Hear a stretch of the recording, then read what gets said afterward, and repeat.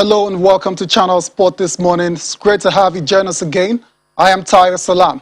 This is what the show looks like. It's match day 2 for the Super Eagles of Nigeria. They continue the World Cup qualification campaign today in Cape Verde. Also in sport this morning, the battle for promotion to the Nigerian Professional Football League continues today with the Nigerian National playoffs kicking off in Enugu. That's the NNL playoffs. And last but not the least, Novak Djokovic is 3 matches away from completing the calendar Grand Slam after powering into the US Open quarterfinals. It's just the tip of the iceberg. There's a lot to come on sport this morning, so try and stick with us for the next 55 minutes or thereabouts. I'm not on this trip alone, this amazing trip across the world of sports. I'm now being joined by Damilola Onifade. Damilola, it's great to have you on sport this morning. Yeah, great to be here. Good morning. Yeah, exciting times indeed for tennis lovers especially. Amazing tournaments unfolding in the Big Apple. We've seen some incredible results, and we're just going to go through them. And let's go to Yaoundé, Cameroon, where the 2021 ITF African Championships is currently on the way. Team Nigeria, of course, is a part of it. A bit of good news, not so great news as well. I'm being joined now by Latifat Ohio, who's been covering that competition. Latifat, good morning. It's great to have you on sport this morning. Yeah, good morning, Tayo. Good to see you again. And thanks for having me. I know, right? Last time you were in the studio, now you're in Cameroon. Fantastic job you're doing. Let's just dive straight into it, and let's talk about the good news first of all.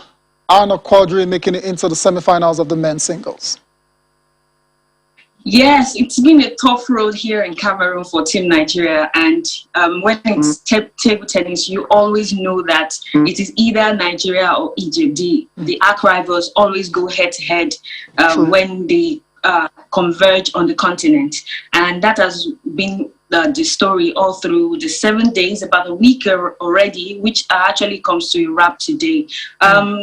Quadri didn't have it easy at all right from the get-go here in Cameroon, and he was able to get into the semifinals, where he's going to meet Ahmed Saleh, whom he played against in the team finals and defeated him 3-1. So it wasn't easy. 3-1 didn't entirely say the story or the story of that match, how tough it was for Quadri, but he was able to fight to the very end to win that match. But eventually, Team Nigeria lost to Egypt on 3-2 in that team final. So he will be facing off with Ahmed Saleh again today in the semi-final. So I am having my fingers crossed on that one, and I'm hoping for a better result.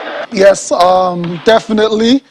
Historically, Quadri has gotten the better of Ahmed Saleh several times. So I don't expect any other results other than the win for the Nigerian superstar right there. And if he goes on to win, he's going to be taking on Omar Assar, the great rivals on the continent. I want to believe Omar will win his own semi-final as well, right? Yeah, because I am very, I am not very confident right now, although we know what Omar Assar is capable of doing. But he has a very tough opponent in the semi-finals, Ibrahim Diao. This guy came into the African limelight just in 2019 when he came to Nigeria for the Nigeria Open, and he gave Arnaud Quadri and everybody there a run for their money. It took Arnaud Quadri a lot, like sweat, blood, and maybe some tears to actually win that championship in 2019. So it will be very, very difficult for Omar Assar in the semi-finals. But of course, we know what Omar Assar can do, and everybody has been saying that the favorite, which is Arnaud Quadri and Omar, will get into the final. That actually is like a scintillating fixture for everybody. It will be remarkable if Africa can get that kind of final, and it will be like a good sponsor, like a good look on table tennis on the continent here. I totally agree with you, and like I said, fingers crossed I will see if those two players manage to navigate the semi-finals of the African Championships. We need to go on a break now. Latifa, just hold on for a few minutes. We'll be coming back to you after this.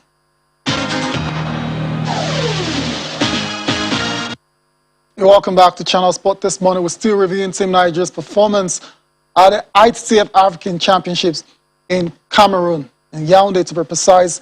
And we have Latifat Ohio, who has been covering that competition. Latifat, back to you. Let's talk about the not so great news. Omotayo Olajide, Offiong Edem, and Bode Abiodun falling by the wayside in the quarterfinals. Yes, particularly the women's singles, we haven't had a very good showing here. That's Team Nigeria. Nigeria entered about 4 or 5 players. That's Funke Oshonaike, Edem Offiong, Cecilia Akpan, Fatima Bello, and Bose Odunsoya, who is the current champion in Nigeria. She beat Fatima Bello, who was the former champion, and these two got a spot on the national team, but they were unable to navigate their way even to the quarterfinals, which is really, really sad. And for Funke Oshonaike, yesterday in the quarterfinals, actually, in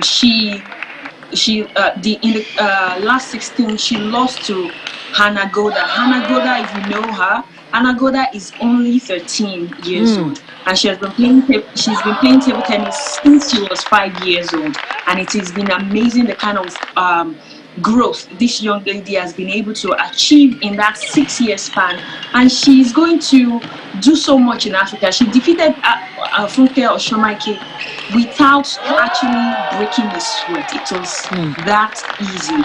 But for Funke Oshonaike, really, she said perhaps this will be her last continental competition for Nigeria. We're still hoping that she can give us an official news concerning that. But I don't know. Anna Godana is going to be facing Dina Meshrev. Dina Meshrev is the all-time favorite in Africa, and we will see how that pans out. But for Edem Offiong, she also had it difficult, as well as Cecilia Akpan. Hopefully, in the next couple of years, we will see new talents crop up from the women's end. But yesterday, we saw the women's doubles, that's Cecilia Akpan and Edem Offiong, play in the final against Egypt. That is against Abdullah Farah, and then we have Yusra. They are the African champion. They've been like a 3-time, if not 4-time champion on the African continent. And Nigeria was leading 3-1, and they had the win like in their grasp, only for the Egyptians to nick it at the end of it. They fought till the very last point, which is just amazing. But a silver medal wouldn't be so bad when we're thinking of, Nigeria haven't won a lot of medals. So maybe after this tournament, Nigeria can actually go back to the drawing board, like we always say, if there is any space left on that drawing board to, fashion out how we can get new talent to, be world beaters, if not African beaters. Indeed, unless you want Egypt to continue their dominance on the continent. Incredible performers are from Anna Goda, 13-year-old, defeating a seasoned campaigner like Funke Oshonaike. I was 45 or thereabouts. Incredible performance. Definitely that's one player to watch for in the next couple of years, but it's very hard to see her getting past Dina Meshrev. Anyways, talking about talents, Latifat, let's talk about Samuel Boboye in the men's singles. We hear he caused a major upset. Tell us about that. Samuel Boboye has been remarkable. Last year was just in Bayelsa training. A couple of years back, he hadn't even started playing table tennis. Not for somebody there. He said he was playing on barefoot, like we do in secondary schools, playing on just board. And then someone saw him, come, let's play somewhere. And he followed the person, and from there, someone else discovered him, bought him a pair of shoes. From then on, he joined the national team in Bayelsa State. And the chairman of the Bayelsa Table Tennis Federation took him under his wings. Before they came to this competition, Samuel Boye trained with everybody on the national team. Aruna Quadri, Segun Toriola, Jide Omotayo, even Bode Abiodun, everybody, just so that this guy can finesse, his talent. And he's such a hard worker, and I'm so glad that his first tournament in the senior team. Yep. I mean, he just came to the limelight late last year. He went to the National Sports Festival, played in the top 16, beat Mati Taiwo, and now he got to the African tournament and then defeated Larbi Boreal. Larbi Boreal is a player, is an African Olympian veteran.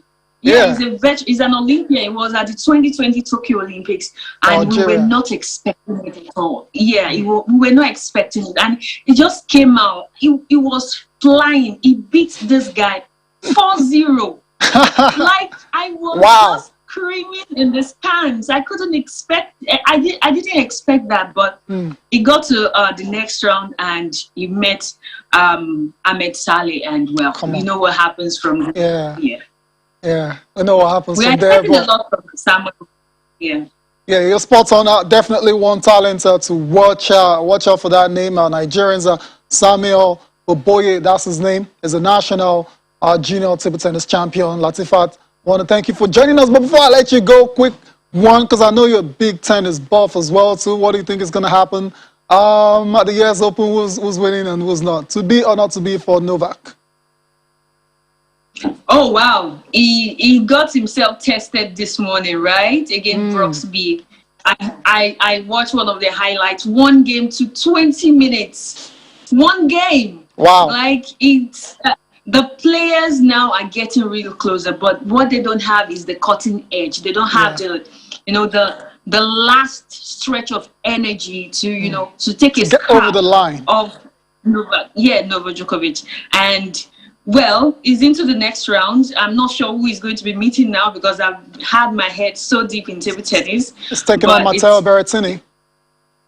Oh, yeah. No. That is going to be a cracker. Like, I am already seeing like a five-setter in there. So that means Berrettini defeated Sinner.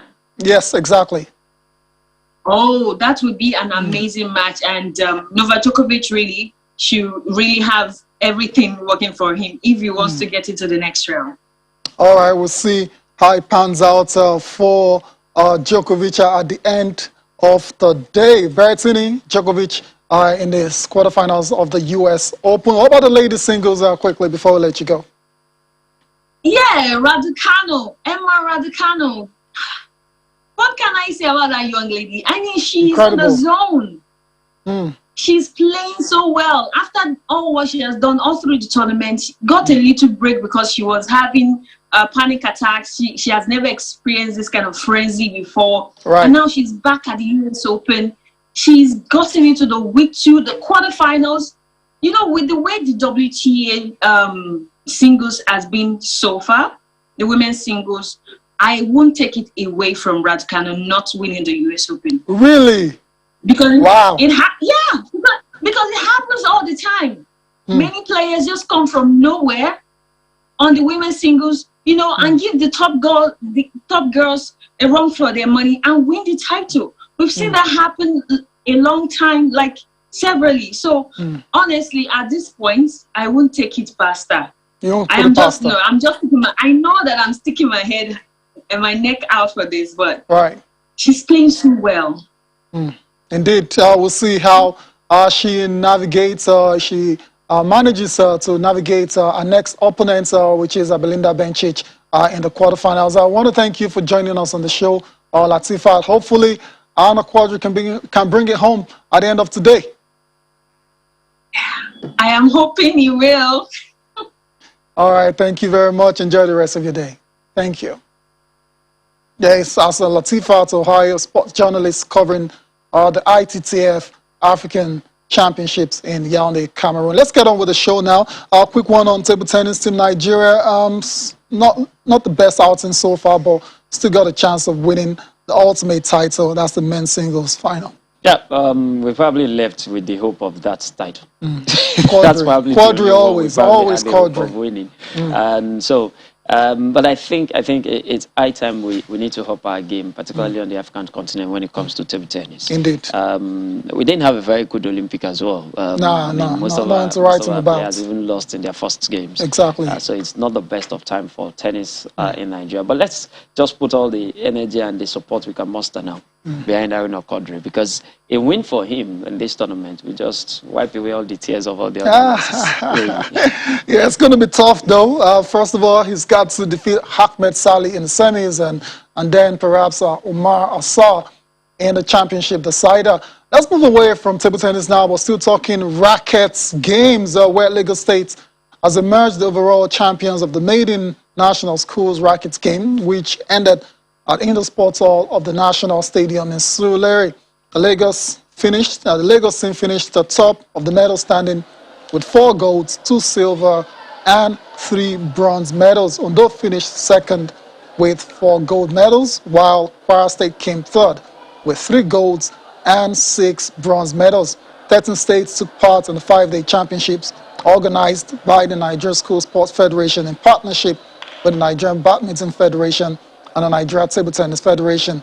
The Akombi sisters of Lagos were the signature of all eyes as they dominated most of the events, singles and doubles. This is what we're talking about in terms of developing and discovering, actually, then developing new talents. So it's always good to see these youngsters playing table tennis or any other sport for that matter. Yeah, it's a brilliant one, particularly at this time when schools are on break.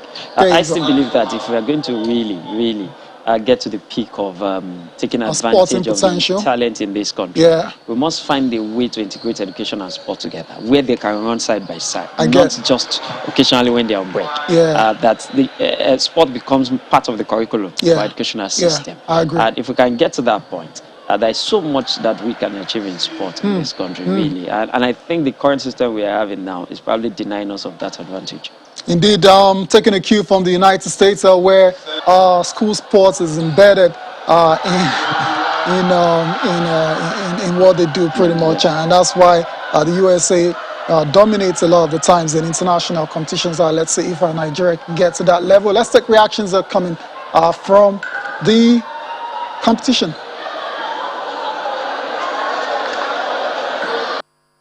The National School Racket Games, it's a platform for emergence of stars, because stars have been given birth to, stars have been discovered, and fortunately we have their data.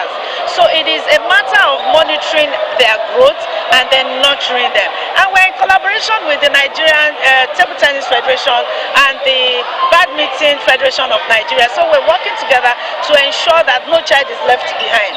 That, like say, in school sports, every child is a winner, because all of them will not go empty-handed. It's not just on the court that they have won.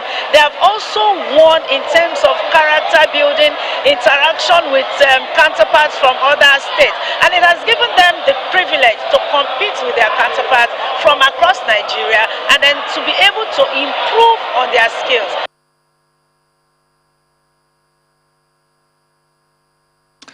Away from the National School Rackets Games finals, let's still talking about sports developments at the grassroots. Let's talk about the final phase of the summer camp in Lagos. Of course, it started, we've been telling you about it for the past couple of weeks now. We now arrived at the final phase where I started actually at the Teslim Balogun Stadium in Surulere with 120 children from the ages of 9 to 14. The week-long camping exercise with 60% sports and 40% life skills. The participants being exposed to rudiments of selected sports and other vocations. The camping exercise is expected to end on September the 11th. More fun for the kids, and hopefully some great talents are discovered during this kind of camps. Beautiful one. For me, the part that really interests me, the part that they are very clear about what they want to achieve. 60% for sports, 40% life skills. It was almost what we just finished saying the other time, that we must find a way to balance education and sport. Right. This is their developmental stage, developmental stage of their life, 9 to 14. You're building character at this stage. You're building perseverance. You're building a lot of things into them at this time. You're letting them know that life is not just about what happens in your room. There is a lot out there for you to also adapt to and get to know about. And I think it's a beautiful one. Awesome. For me, the only thing I would say is we must find a way for programs like this to continue. And I also think that we must also find a way to capture children from age 5 to 8. As well. Latifat said something. The young lady that defeated our veteran at the tennis, Funke Shonaike, started playing tennis at 5. So if we are starting at 9, we're probably late. Behind in that sport. So we must see a system where we can capture the 5 to 8 as well. I think that would also be a good one. Your sports on Damilola. Let's listen now to reactions that are coming from the final phase of the Lagos State summer camp. But what they are doing here for the next 1 week is going to be education, it's going to be how to maintain the house, it's going to be innovation, it's going to be sporting activities, it's going to be interaction. All this comes together to raise a child. What makes you is not just about what you learn in school. You shouldn't be a student that just wants to learn in school. You should be able to learn everywhere you go. Even traveling is about learning. Mixing with people is about learning. So they're going to have a whole total package for this process. Do you know that some of these children, some of them are coming out for the first time from their parents? Apart from going to the school, maybe to the church back home, some, at least there is a 14-year-old boy who has never left home for once. And then the parents are telling us that they are happy for this kind of initiative, this kind of project that can bring them out to socialize, meet new friends, learn new things, and be independent. Let's get on with the show now. Let's talk about the Nigerian National League playoffs, which is starting today. The battle to pick promotion slots into the Nigerian Professional Football League starts in earnest in Enugu State. We have the fixtures for you, very interesting matchups involving Gombe United versus El Kanemi Warriors. There's also Benin Insurance taking on Shooting Stars. Promises to be a very exciting encounter. DMD will trade tackles against Niger Tornadoes, while Ekiti United will face off against Remo Stars. That's the promotion playoffs match day 1 fixtures. Quickly, I'm going to put you on the spot here. How do you see today's games panning out? I think it's going to be a tough one. Gombe El Kanemi is going to be a battle, really. As a battle, literally. Literally. It will be a battle. Bendel Insurance, Shooting Stars, all you have to do is just to look a few years back, the history behind these two clubs, and the desperation to get into the top 10 for these two teams. A club like Shooting Stars should probably be in the MPFL, if not for the truncated season caused by COVID-19 the last time. And then Bendel Insurance, we know so much that the governor had done, invested into that club to ensure that they are back. DMD Niger Tornadoes is also not a pushover. But Ekiti United and Remo Stars, I remember a few seasons ago, about 2 or 3 seasons ago, were in the MPFL. So it's going to be a battle. It's going to be an interesting tournament. And I just hope that in terms of organization, in terms of refereeing, we also get it right. Because this could be a very good advertisement to the NNN next season. If you can get this right, a lot of attention will be drawn to that second tier. Indeed. And it's important that the best teams actually get to qualify for the Nigerian Professional Football League. And you mentioned something earlier, desperation. So officiating obviously has to be top-notch in this particular competition. And I'm going to let you slide because you somehow found a way not to predict any of the games. Yeah, you want me to predict? Yeah, that's what I said. I was going to put you on the spot, but it's all good. I mean, you pretty much said it's going to be very tough across It's difficult to predict any of this. Very tough to say. Very tough. I agree. Very difficult. I agree. All right, so stick with us. You get all the updates from this competition on Sport This Morning tomorrow, and subsequently 2 from this particular group will advance into the NPFL. Time to talk about the Super Eagles of Nigeria. You can be a part of the show by sending your mail to sportthismorning@channelstv.com Let's see your predictions for today's game against Cape Verde. You think Nigeria has what it takes to win this game, despite missing 8 players from the United Kingdom? Send your mail to Sport This Morning at channelstv.com. Your predictions, and we'll take them before the show is over. Before we get to talk about the Super Eagles, mainly let's give you the results of the games played across the continent yesterday. Still talking about qualifying for the World Cup in Qatar next year. Some very interesting results, starting with Djibouti against Niger. Niger prevailing by 4-2 in Group A.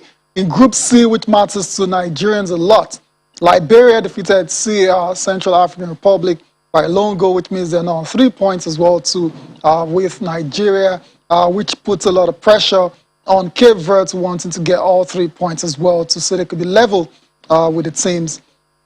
Well, as a matter of fact, go top after getting a draw in the very first game. Let's move on to the other groups. In Group D, Cote d'Ivoire defeated Cameroon by 2-1. Sebastian Haller, I remember he used to play for West Ham, didn't do much for the Hammers, but it's good to see him playing very well at the international level. 2 goals against Cameroon. It's a shame that one of these teams will not be going to the World Cup in Qatar. Group E saw, by the way, the Cameroon versus Cote d'Ivoire game, quick one. Eric Bailly played.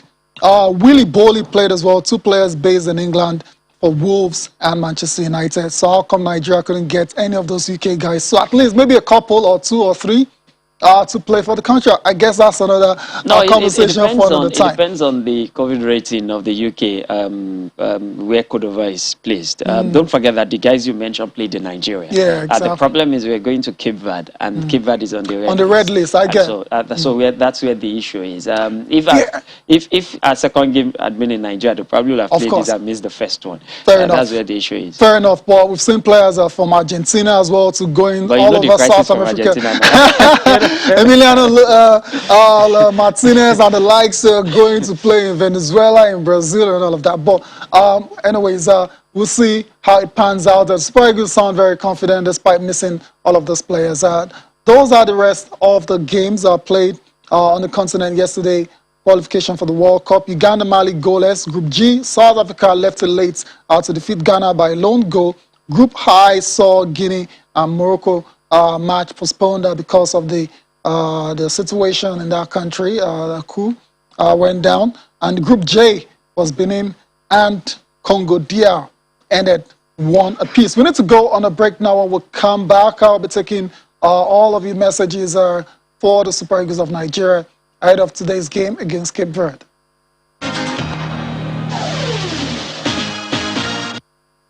You're welcome back to Channel Sport this morning. We're still doing a preview of Nigeria's match against Cape Verde. And over to you, Damilola. Those UK-based players, they're very key, very important players to Nigeria's setup. The 2 central defense partnership, Trust Ekong and William and Leon Balogun, they're gone. And the midfield, old midfield is pretty much gone as well too. So like I ask anyone, how worried are you on a scale of 1 to 10 concerning these absences for Nigeria against the Cape Verde side, who are very, very tricky customer? I'm particularly worried because of the midfield. For some reason, I do not know. I'm not the coach though, and I'm personally of the opinion that coaches live and die by the decisions they make. Right. So for whatever reason, the coach made a decision knowing fully well that the entirety of his regular midfielders will not be available, and he didn't make any effort to call in anybody that have actually played for the Super Eagles before in that position, because we're going with guys that have not played for the Super Eagles in that position right now. So, and that's where my concern is. I think in central defense, we still have Omero, we have Awazi, they've played there before. Yeah. Maybe not at the level that Trust Ekong and Leon Balogun will give us, but with all due respect to Cape Verde, we are playing Cape Verde here. They should be able to cope. What I do not know is how we're going to transit from defense to midfield and from midfield to attack, because that's the That's the fulcrum of how you play. Yeah. No matter the formation you want to play, you must have a stable midfield and midfielders that know what the team expects of them. And the fact that they've not played with these guys before, even if you have Osimhen or Noachu in front, they are playing with midfielders that do not know how they will run into space or whatever they will do. True. The midfielders probably do not know where to stand to receive a pass from from the defender. So that's where the issue for me is. But again, we're not playing Cameroon, we're not playing Cote d'Ivoire, we're not playing Senegal, we're playing Cape Verde. I think whatever will happen, we can't afford to lose this game. The win yesterday for Liberia kind of put a bit of pressure on us, because it means we are just stopping the group now based on goal advantage. One more goal because of the 2-goal win against Liberia and the fact that we've not played our second game. So at the very worst case, I would expect that a draw will be a decent enough, not good. Okay. Not good, decent enough. Because against Cape Verde, anywhere that match is played, Super Eagles will be winning. Wow. Yeah. Interesting that you say that. Cape Verde, very, very difficult opponents. In the first game against the Central African Republic, they went away and got a point. Yes. Right? They played a 5-4-1 formation. I mean, very, very defensive setup for obvious reasons. But now they're coming back home and against a depleted Super Eagles side. I'm not so sure the Super Eagles will have it all their way. And I had a guest on the show yesterday, Damola, who talked about Gennaro not looking the way of Innocent Bonke, Kingsley Michael, and those new guys you talked about. That he actually sees Gennaro playing the likes of Samuel Kalu, Abdullahi Shehu, Henry Yekuri in midfield song, because that's the way he's in. It's very risk adverse. That's a possibility. That's a possibility. And the reason is quite simple. Gennaro has been with the Super Eagles for about 5 years going now, and we've not really seen him make those bold decisions. Very few times. We rather go with the players. He can vouch for the players he knows very well. That's a possibility. But again, there was this story yesterday of Samuel Kalu testing at some point positive to COVID-19, and then later in the evening there was another news that another test was done. It's negative. Okay. So if that will rule him out of the game or not is something we really cannot confirm at this time. But even if we do that, I still believe that we have enough in that team to be able to get a draw, get a win against Cape Verde. I'm not disrespecting. Sounds like you're dismissing them. No, I'm not. There is something about respecting your opponent. Yeah. That means you are not arrogant, but that does not take away your ability. And I'm talking about ability here. I look at teams like England. There is a reason why they will swim through their qualifiers. They might struggle in the tournament. Why? Because more often than not, they are paired against teams that they have a bigger pedigree against, and they will beat you black, blue, white, irrespective of the venue. Right. And I think the Super Eagles must get back. In the 90s, we used to do that regularly. Yeah, football has changed a bit now. All these so-called small countries are, they're ready to ruffle feathers. Let's put it that way. But I'm wishing the Super Eagles all the best. Today, 5 p.m. against Cape Verde in the World Cup qualifier in Group C. Before we take a look at the papers, let's give you updates concerning the health of Pelé, arguably the greatest player of all time. We're hearing he's now recovering in hospital from surgery to remove a tumor from his colon. Pelé is the only player to win 3 World Cups. We all know that. And he's actually in an hospital in Sao Paulo. And when I first heard the story, I was a bit worried. But I'm very happy now that he's recovering very well. And hopefully he makes a full recovery. Hopefully we'll make a full recovery. We know Pelé with his health issues over the years. It's not new. Last week when the news broke that he was in the hospital, he actually denied that it's for anything major. That it was serious. Just a routine checkup. But then yesterday we heard that he had to undergo surgery. But then the other news is that he went there for regular test. And then during the test, it was the tumor was discovered. But the most important thing is that he had a successful surgery, and he's in recovery at the moment. So hopefully, pretty soon. Last year, is it last year now? We lost Maradona. It's incredible, right? We are not ready to lose Pelé yet. We are just not ready. Nah, Pelé, full recovery to the great Pelé. Let's take a look at the papers now before we close the show. Help me with those papers, Damilola. Thank you. Let's take a look at Sporting Life. That's the very first paper we are going to look at, and it's all about the Super Eagles of Nigeria taking on Cape Verde today. Okoye targets clean sheets. That's one step to getting a victory. If Nigeria can shut out the Cape Verde attack, then Nigeria will be one step closer to getting all 3 points. Lille accused ex-presidents of 180 million euro fraud. That's concerning the Osimhen transfer. That's also on Sporting Live. Ahead of Cape Verde clash, Eboyi Carlo recovered from COVID-19. That's very interesting and worrying news at the same time. Football legend Pele hospitalized. We just told you he is on his way to full recovery. Paul Pogba is talking as well. It says Ronaldo's arrival is going to raise the level at Manchester United for obvious reasons. Winning mentality is bringing to Old Trafford. Indeed, Willian, I wasn't happy at Arsenal. Okay, now we see why he left all of that money behind just to go to Brazil. Battle of Mindolo, NFF confirmed Olaino is out of the tie. Yeah, we're wondering why Olaino didn't make the trip, even though he no longer plays in England at the moment. But the details of that is in Sporting Live. Let's go to Complete Sports now. And Lille confirmed Napoli paid 68 million euros for Osimhen. Chukwueze fully recovered from injury as well. It's good to know that injuries has kind of slowed his career in recent months. Eagles get Kalu Eboyi boost. Like I said, they have now tested negative for COVID-19. Would have been very bad if Nigeria, with the depleted squad already, end up missing those two players. Yeah, thankfully that's not the case. Jorginho could quit Chelsea in 2022. Still speculation right now. Former France defender Adam dies, 39 years, in a coma. You saw that story, very tragic one. 39 years.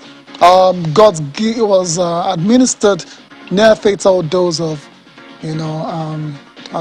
bitumen now what they gave before surgery, and just went into coma since then. Now it's gone.